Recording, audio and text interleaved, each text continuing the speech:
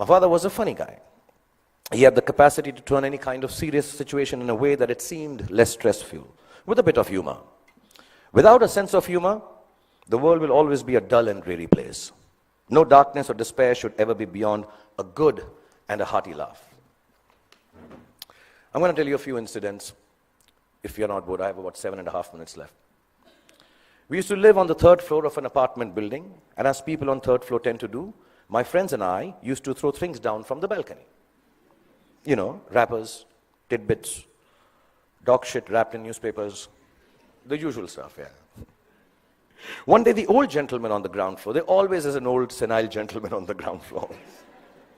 He had had enough of our daily droppings. He charged at us, yelling at the top of his voice, "Bhai Sahab, upar se cheezein niche aati hain. Upar se cheezein niche aati hain." And you know, the whole mohalla, the colony emerged to witness the spectacle.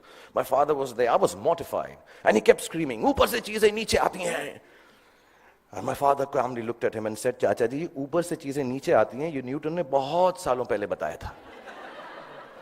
Aap koi nayi baat batao, andar baith ke chai pee ke baat karte hain." And it instantly diffused the situation. The old man smiled.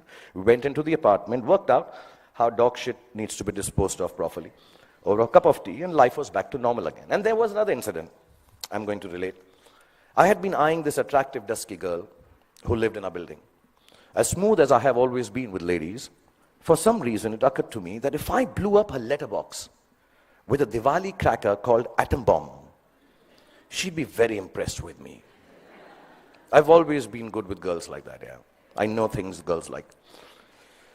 In this insanely romantic belief of mine, her letterbox soon exploded before her eyes. And I still don't know why the desired effect of running into my arms in slow motion was replaced with a screaming drama in which she flew up the stairs screaming, "Amma, come here, Amma, ingeva, Amma, ingeva." She was a Tamilian lady, yeah. I took my chance, and as all macho men should do, I fled the scene. A few hours later, the doorbell rang. I looked through the magic eye, and the mother of the love of my life was standing outside looking incensed. I found a place to hide. My father opened the door.